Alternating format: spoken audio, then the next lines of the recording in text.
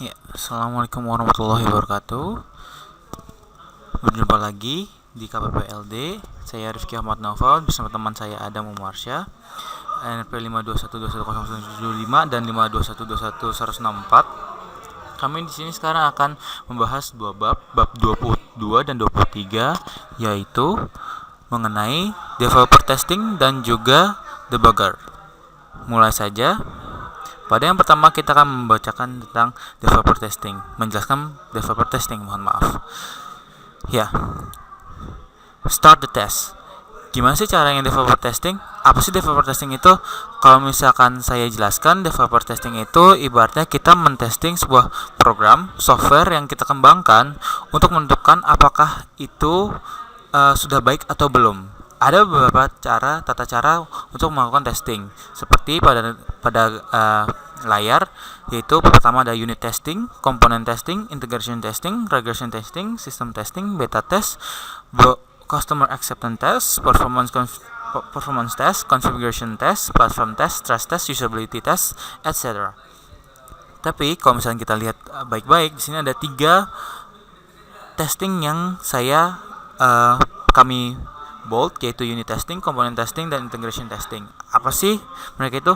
Ini adalah 3 komponen testing utama yang harus kita lakukan dalam melakukan testing. Unit testing itu kita melakukan testing kepada setiap kelas yang ada pada setiap codingan.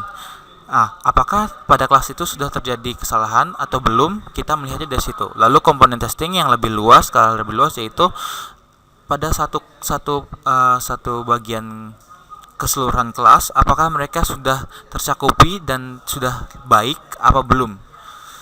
Lalu integration testing, yaitu seperti kita ketahui integrasi setiap kelasnya, apakah sudah memenuhi kebutuhan dari pengguna atau belum. Sebagai contoh seperti ini, kalau misalkan kita melakukan, ibarat contoh adalah aplikasi Line. Aplikasi Line di situ ada kelas user, di mana kita bisa melihat user, dan juga di situ juga ada kelas chatting, yaitu untuk melakukan chatting gitu. Di kelas chatting itu apakah sudah terintegrasi atau belum dengan kelas user, sehingga user satu dan user lain masih bisa berkomunikasi. Lalu komponen apa sih si kelas user itu? Apakah ada komponen kelas gambar ataukah kelas dari nama dan segala macamnya, lalu integrasikan. Tapi di sini kita ada 2 tambahan yang biasanya digunakan oleh developer untuk mentestingnya, yaitu regression testing dan system testing. Regression testing itu dilakukan untuk mengetahui apakah bila berulang-ulang secara terus-menerus aplikasi masih bisa dijalankan dengan baik, apakah tidak terjadi kesalahan atau tidak. Lalu system testing adalah keseluruhan dari integrasi dan perulangan dan seluruhnya, apakah sudah baik atau belum, seperti itu. Dan sisanya adalah tes-tes tambahan yang tidak perlu sebenarnya. Tapi sebenarnya dari beberapa developer ada yang menganjurkan agar itu bisa memperkuat bahwa sudah baik atau belumnya. Nah, kita di sini testing kita sudah mengetahui ada 2 jenis testing, black box testing dan white box testing. Namun pada bab ini kita akan lebih menjelaskan tentang white box testing. Tapi sebelumnya, apa sih black box testing dan white box testing? Black box testing itu kita mentesting suatu program melalui physical GUI, graphic user interface, tanpa melihat ke dalamnya. Apakah dari segi performa yang telah dilakukannya selama kita menjadi user, apa sudah baik atau belum? Apakah requirement yang dicatat dan juga dikembangkan sudah baik atau belum dan diterapkan dengan baik atau belum? Dan white box testing adalah kita melihat dari dalamnya. Apakah dari codingan itu, apakah dari source code yang telah kita bangun, apakah sudah baik atau belum? Apakah dia menggunakan data yang baik atau tidak gitu. Seperti itu. Apakah tipe datanya baik ataukah sudah ada kesalahan, seperti itu. Lalu ada beberapa fakta tentang developer testing gitu. Sebenarnya developer testing itu bertujuan untuk mencari kesalahan pada program. Berbeda dengan tujuan dari membangun program yang itu membuat program itu tidak memiliki kesalahan. Tapi dari developer testing sendiri adalah mencari kesalahan. Dikatakan berhasil jika kesalahan yang mengakibatkan kondisi tidak layak pada program sehingga tidak bisa dijalankan ataupun ada bugging yang mengganggu performanya. Lalu tidak pernah absen akan kesalahan. Tahukah Anda bahwa setiap testing yang dilakukan oleh setiap perusahaan atau developer itu dinyatakan tidak pernah ada yang absen dengan kesalahan. Itu menandakan bahwa tidak ada program yang benar-benar sempurna dari secara logika berpikir dan juga penerapannya. Dan sebenarnya dari kesalahan tersebut kita mengetahui bahwa kesalahan yang sedikit, kesalahan yang banyak itu menandakan concern yang baik dalam testing tersebut. Tapi kesalahan yang sedikit justru itu menandakan kita kurang concern terhadap testing dan juga kualitas suatu program tersebut. Developer testing juga menyatakan bahwa kalau misalkan kita kurang mendapati kesalahan, artinya testing yang kita lakukan adalah salah ataupun gagal. Seperti itu.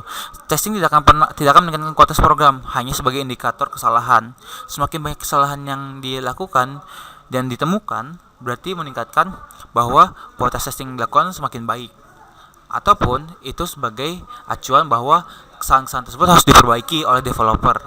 Testing juga bertujuan untuk membuat developer menemukan kesalahan pada programnya yang telah dibuat. Padahal selama ini developer selalu merasa program mereka tidak masalah, sebenarnya itu kesalahan justru. Lalu selanjutnya, testing under construction.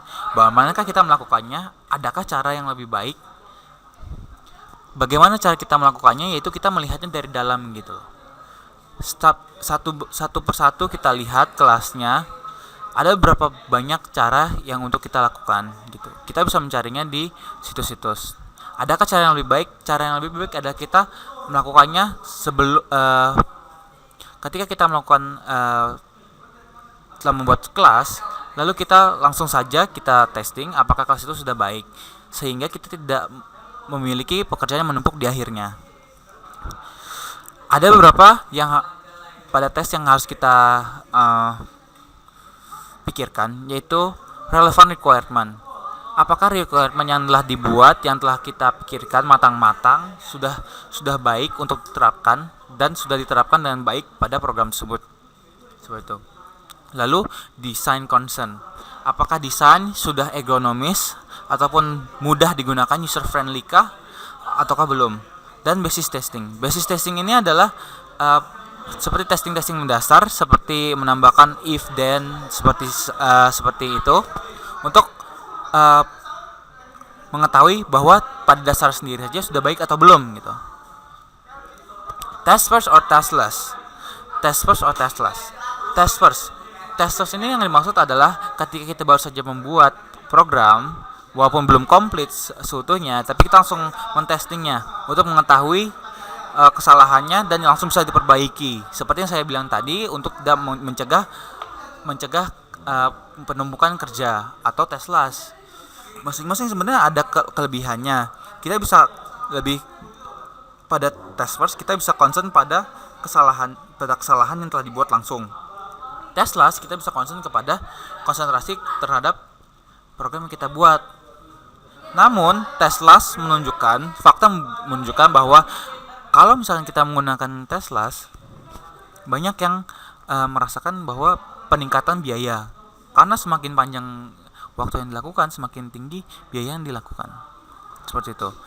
Apakah ada limitation yang dilakukan oleh developer testing?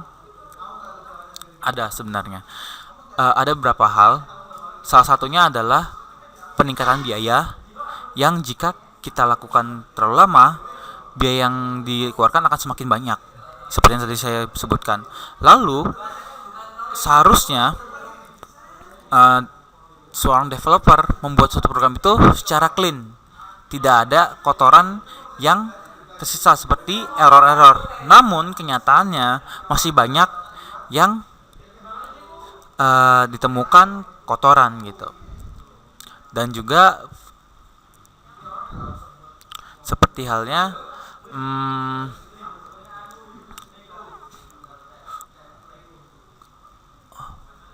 kalau misalkan banyak testing yang dilakukan, kalau misalkan kita menemukan developer test yang baru awal, yang belum matang, dia akan melakukan testing dan menemukan sedikit sekali kesalahan pada beberapa kali testing. Sedangkan kalau yang sudah matang banyak sekali kesalahan yang ditemukan dalam sekali testing. Nah, seperti itu. Seperti itu batasan-batasan yang telah kita temukan. Lalu ada beberapa trik untuk melakukan testing, yaitu incomplete testing, structure based testing, data flow testing, equivalent partitioning, error guessing, boundary analysis, classes of good data, classes of bad data, and make it convenient. Ini adalah ibaratnya sebagai tips-tips dalam melakukan testing. Incomplete testing yang pertama, incomplete testing itu yang dimaksudkan adalah seperti yang saya sebutkan, sebelum itu terjadi, sebelum menjadi suatu program yang utuh, kita harus mentestingnya satu persatu dulu supaya kita bisa menyelesaikan masalah satu persatu yang dan tidak menambahkan waktu yang telah ditentukan. Lalu structure based testing kita lakukan secara terstruktur. Awalnya yang pertama misalkan awalnya A hingga akhirnya ke Z. Nah, seperti itu. Lalu data flow testing ini nanti akan saya jelaskan, begitu juga dengan boundary analysis. Equivalent partitioning adalah kita harus membagi seperti waktu dan juga konsentrasi kita kepada testing yang kita lakukan. Usahakan semua sama banyak dan sama baiknya. Lalu error guessing. Error guessing adalah ketika kita menemukan suatu error, kita sebaiknya bisa menerka-nerka di manakah kesalahan terjadi. Classes of good data, classes of bad data. Dua hal ini adalah harus yang kita perhatikan. Kita harus menentukan manakah yang sudah baik, lalu kita kelompokkan sehingga kita tidak perlu untuk kita rubah lagi, dan manakah yang buruk. Apakah baik buruknya suatu data itu kita bisa tentukan dari penggunaan kelas, lalu penggunaan parameter, lalu penggunaan tipe data, dan juga logika jalannya. Lalu yang terakhir, make it convenient. Make it convenient ini maksudnya adalah usahakan mudah dimengerti ketika kita dan juga mudah dipahami dan juga simple untuk dijelaskan pada orang lain testing yang telah kita lakukan, seperti itu. Lalu saya akan selanjutnya menjelaskan tentang data flow testing. Data flow testing itu adalah dari kode yang dibangun untuk membuat suatu program, setidaknya setengah dari program merupakan deklarasi atas data-data dan inisialisasi yang untuk dijalankan. Ada 3 buah data, 3 buah jenis data, dan juga 2 buah kondisi yang menjelaskan kapan entry dilakukan. Seperti kondisi ini, define, use, all, or killed. Define ini data yang kita sudah masuk, data yang ada itu sudah dimasukkan. Lalu use ada data di mana yang telah diolah dan juga telah dipakai pada program tersebut.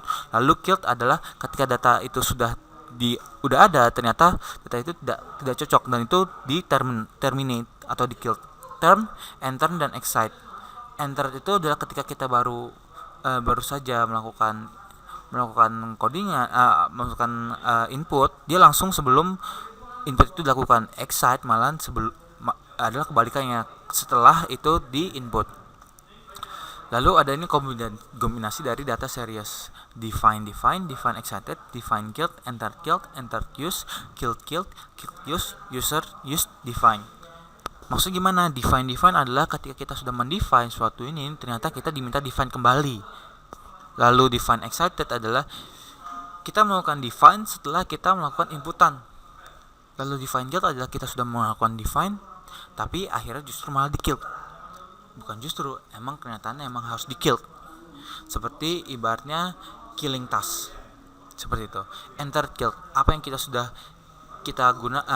masukkan ternyata tidak cocok, itu akan di-terminate, akan di-killed, seperti itu. Enter use adalah kebalikannya, lalu dipakai dan statusnya sekarang menjadi use gitu, telah terpakai. Killed adalah yang tadinya killed kita ingin melakukan kembali, ternyata di-killed lagi. Begitu juga dengan seterusnya.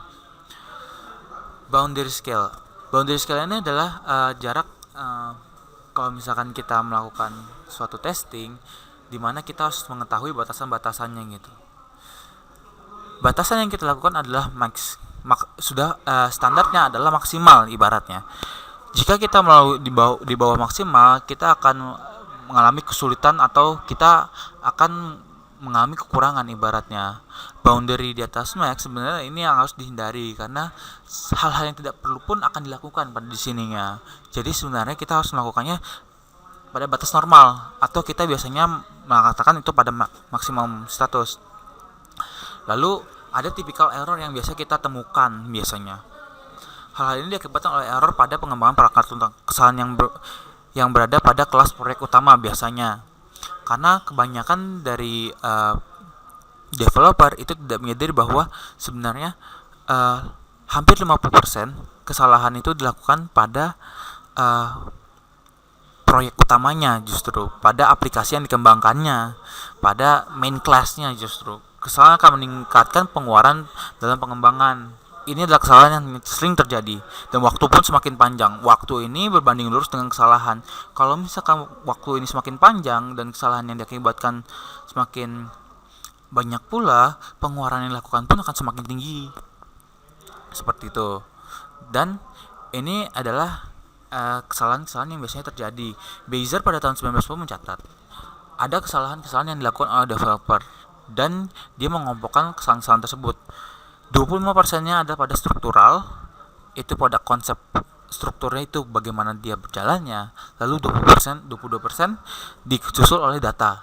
Penggunaan data yang dilakukan ada kesalahan juga.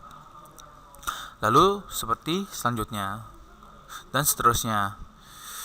Project error proposition. Jika kita melihat waktu 100% ini kita melihat 100% ini adalah waktu yang kita tempuh. Dan kalau misalnya kita lihat 80%, hampir 80% kesalahan error itu dilakukan pada construction. Kesalahan semakin banyak, kesalahan pun semakin banyak. Jika kita melihat line of code, memang 500 jika sampai 512.000 baris kode itu akan semakin kecil karena desain yang ini pun akan semakin tinggi yang harus ini dan analisis pun lebih besar. Inilah yang mengakibatkan pembiayaan yang semakin besar karena construction lah yang makan 50% dari waktu yang dipakai seperti itu. Lalu kita masuk ke support tools. Apa saja sih yang akan membantu kita? Yaitu ada dummy file, scaffolding, yaitu div2. Lalu ada test data generator, coverage monitor. Div2 akan dummy file seperti scaffolding itu akan membantu seperti memasukkan contoh file-file data-data palsu untuk dijadikan testing. Div2 itu digunakan untuk melakukan regression testing yang berulang-ulang gitu. Apakah sudah pantaskah atau belum seperti yang sudah diberikan. Lalu test data generator sama seperti dummy file, tapi test data generator akan mengenkripsikan dan mendeskripsikan dari programnya gitu. Coverage monitor untuk memonitor seluruhnya. Lalu ada data recorder untuk merecord seluruh rekam jejak setiap kembangannya dan juga symbolic debugger karena tidak semuanya kita menggunakan huruf dan angka, tapi kita juga pasti akan menggunakan simbolik karena kesalahan pun pasti ada dalam simbolik yang ibaratnya kecil tapi itu sangat berpengaruh. Lalu sistem perturber memastikan sebuah data yang sama dapat mengakibatkan error yang berulang-ulang pada program seperti regression testing dan error database. Error database adalah kita mengumpulkan seluruh error yang kita lakukan lalu kita catat dan kita tahu kondisinya dan penyelesaiannya apakah sudah diselesaikan atau belum dan sudah absah atau belum, seperti itu. Lalu let's improve our testing. Bagaimanakah kita mengimprove testing kita? Yang pertama adalah kita harus melakukan planning yang baik akan menyelaraskan testing yang baik pula. Lakukan retesting atau regression testing. Sebenarnya walaupun ini tadi saya bilang itu adalah tidak seharusnya, tapi ada beberapa yang melakukannya. Sebenarnya retesting ini akan menguji apakah sebuah aplikasi itu bisa dilakukan secara berulang-ulang, tidak terjadinya bug ketika kita berulang-ulang melakukannya. Automated testing. Automated testing ini akan membantu planning retesting, karena sesungguhnya automated testing ini akan menggunakan sistem dan komputer untuk mengulang-ulang tanpa kita harus melakukannya secara manual. Karena jika kita melakukan secara manual, itu akan membuang-buang waktu dan dengan hasil yang sama, dan automated testing justru akan membantu lebih cepat. Seperti itu. Dan yang terakhir adalah keep the record dari bab ini. Semua hal yang telah kita lakukan sebaiknya dicatat dan juga direkam jejak dan juga disimpan untuk mengetahui apa saja yang sudah kita ubah, apa saja yang telah terjadi sebelumnya, dan apa saja yang bisa kita lakukan nantinya. Seperti itu. Sekian dari bab ini, kita akan lanjut ke bab selanjutnya.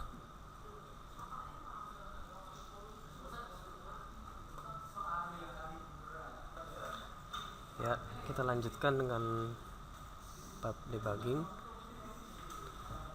Pertama, kita overview dulu. Debugging adalah proses untuk mengidentifikasi akar dari sebuah error dan memperbaikinya. Untuk banyak programmer, debugging merupakan bagian paling sulit untuk dilakukan.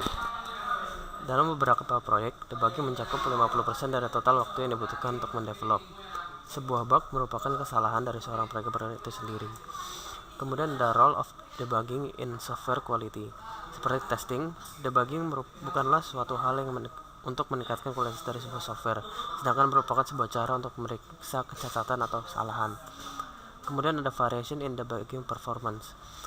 Programmer terbaik menemukan kesalahan paling banyak, paling cepat, dan membuat koreksi yang paling sering. Kemudian ada defect as opportunities, yaitu membuat program adalah seperti melakukan perintah kepada komputer.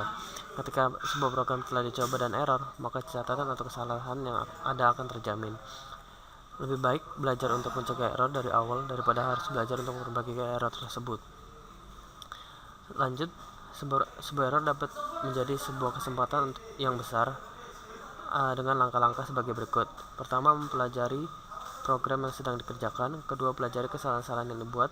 Ketiga, pelajari kualitas codingan yang telah dibuat dari pandangan orang lain. Kemudian, pelajari bagaimana menemukan solusi. Selanjutnya adalah pelajari bagaimana memperbaiki error dan cacat. Lalu ada The Devil's Guide to Debugging, yaitu sebuah kesalahan dalam panduan untuk mengatasi atau melakukan debugging. Kesalahan-kesalahan tersebut membuat programmer melakukan hal-hal seperti di bawah ini, yaitu adalah mencari kecacatan atau kesalahan dengan menebak. Kedua, tidak menyediakan waktu untuk memahami masalah. Ketiga, memperbaiki error dengan memperbaiki yang paling mudah kesalahannya. Kemudian, debugging by superstition. Setiap programmer yang memiliki masalah tak berujung dengan mesin, misterius kesalahan compile-nya, bad data, kehilangan perubahan yang penting, dan sebagainya, merupakan yang disebut dengan programming by superstition atau tahayul. Jika ada kesalahan dalam program dikerjakan, maka diri programmer sendiri yang melakukan kesalahan. Finding a defect. Debugging adalah tentang menemukan kesalahan dan memahaminya. Programmer yang efektif adalah melakukan debugging menggunakan metode ilmiah. The scientific method of debugging. Langkah-langkah yang diperlukan untuk menggunakan metode ilmiah adalah: 1. Mengumpulkan data dari berbagai pengalaman. Kedua, dari sebuah hipotesis yang menghitung data relevan. Ketiga, membuat percobaan untuk mengakui atau tidak mengakui hipotesis. Keempat, terbukti atau tidak terbukti hipotesis. Kelima adalah ulangi jika dibutuhkan. Langkah-langkah yang dilakukan untuk menemukan kesalahan: pertama, ada menetapkan apa yang menjadi kesalahan. Kedua, menemukan sumber lokasi dari sebuah error. Ketiga, memperbaiki kesalahan. Keempat, melakukan tes dari perbaikan tersebut. Yang terakhir adalah mencari error yang sejenis. Stabilize the error. Sebuah error terjadi tidak dapat diprediksi, biasanya hanya sebuah inisiasi dari sebuah error. Kemudian, jika sebuah masalah tidak dikenali dan tidak dapat diprediksi, maka gunakanlah petunjuk.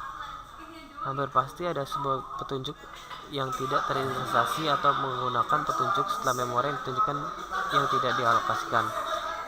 Kemudian, menemukan sebuah error kadang-kala membutuhkan syarat yang lebih dibandingkan dengan menemukan sebuah test case yang membuat error. Lalu ada locate the source of the error. Tujuan dari sebuah test case adalah membuat perubahan dari berbagai aspek dari perubahan perilaku yang dari sebuah error tersendiri. Selanjutnya adalah mendiagnosis sebuah masalah. Kemudian mencurigai mencurigai sebuah kesalahan adalah hasil dari metode ilmiah di atas. Tips for finding defects. Tips atau langkah yang sebaiknya dilakukan untuk menemukan kesalahan adalah: yang pertama adalah menggunakan seluruh data yang untuk membuat sebuah hipotesis. Kedua, memperbaiki test case yang menghasilkan error. Ketiga, mencoba kode dalam rangkaian tes. Keempat, menggunakan tools yang tersedia. Kelima, memperbanyak error pada beberapa langkah yang berbeda. Keenam, menggenerasi data untuk menggeneralisasi hipotesis. Ketujuh, menggunakan hasil tes yang negatif. Kedelapan, menggunakan brainstorming untuk hipotesis. Kemudian ada mempersempit kecurigaan pada wilayah-wilayah tertentu pada kode. Curigalah pada kelas dan rutinitas yang menyebabkan error sebelumnya. Selanjutnya ada memeriksa kode yang berubah di akhir. Kemudian ada memperluas kecurigaan pada wilayah-wilayah kode. Keenam ada mengintegrasikan secara bertahap. Ketujuh, mengecek kesalahan-kesalahan umum. Kedelapan, bertanya kepada orang lain yang ahli mengenai permasalahan tersebut. Kesembilan, beristirahat dari permasalahan yang ada. Lalu ada brute force debugging. Brute force adalah sebuah pendekatan untuk debugging masalah perangkat lunak dengan teknik yang spesifik akan menggaransi untuk memecahkan sebuah permasalahan. Kemudian ada langkah-langkah umum yang digunakan, yaitu adalah menampilkan desain penuh atau auto review dari sebuah kode pada kode yang bermasalah. Selanjutnya ada membuang sebagian dari kode dan mendesain ulang dari awal. Lalu ada membuang dari keseluruhan dari kode dan mendesain dari awal. Kemudian menyusun kode dengan informasi debugging secara lengkap. Menyusun kode pada warning level dan memperbaiki seluruh susunan. Kemudian mengamankan unit tes dan tes kode baru. Membuat rangkaian tes dan mencobanya. Melakukan sebuah big loop pada debug secara manual sampai mendapatkan kondisi error. Kemudian lengkapi kode dengan print, display, atau statement lainnya. Selanjutnya ada membuat konfigurasi end user machine. Kemudian mengintegrasikan kode baru dalam bagian kecil testing pada setiap bagian yang diintegrasikan. Lalu atur waktu maksimal untuk debugging yang cepat. Selanjutnya adalah membuat daftar teknik brute force. Syntax error. Berikut adalah langkah-langkah yang digunakan untuk mengenai permasalahan syntax error. Yang pertama adalah jangan percaya pada nomor baris pada message compiler. Jangan percaya pada compiler message. Jangan percaya pada data compiler second message. Divide and conquer. Yang terakhir adalah carilah komen lebih banyak dan quotation marks. Selanjutnya ada fixing a defect. Bagian tersulit pada menemukan kesalahan adalah pada menemukan kesalahan, sedangkan bagian paling mudah adalah memperbaiki kesalahan. Berikut merupakan paduan untuk memperkecil error. Yang pertama adalah mengerti permasalahan sebelum memperbaikinya. Yang kedua adalah mengerti program, tidak hanya permasalahannya. Yang ketiga adalah mempertegas diagnosa kesalahan. Yang keempat, lakukanlah relaksasi. Yang kelima, simpan source code yang asli. Yang keenam, memperbaiki masalah bukan gejalanya. Yang ketujuh, merubah kode hanya untuk alasan yang bagus. Yang kedelapan, membuat sebuah perubahan pada sewaktu-waktu. Yang kesembilan, memberikan perbaikan. Dan yang terakhir adalah mencari kesalahan yang sejenis. Kemudian ada psychological consolidation in debugging. Debugging adalah tuntutan intelektual sama seperti beberapa rancangan perangkat lain. Diff adalah sebuah source code komparator berguna untuk memodifikasi sebuah program untuk merespon pada sebuah error. Lalu ada compiler warning message. Atur compiler warning level pada level tertinggi. Pilih level yang tidak mungkin dan memperbaiki kode sampai tidak menghasilkan compiler warning. Perlakukan warning sebagai error. Inisiasi proyek untuk pengaturan waktu compile. Extended syntax and logic checking. Menggunakan tools tambahan untuk memeriksa kode lebih teliti dan dari compile yang telah dilakukan. Yang terakhir ada debugger yang bagus. Debugger adalah seorang yang melakukan debug. Debugger yang bagus memungkinkan untuk mengatur breakpoints saat eksekusi mencapai garis tertentu. Debugger yang bagus memungkinkan pemeriksaan data full termasuk struktur dan pengalokasian data. Sekian dari kelompok kami. Terima kasih atas perhatiannya. Assalamualaikum warahmatullahi wabarakatuh.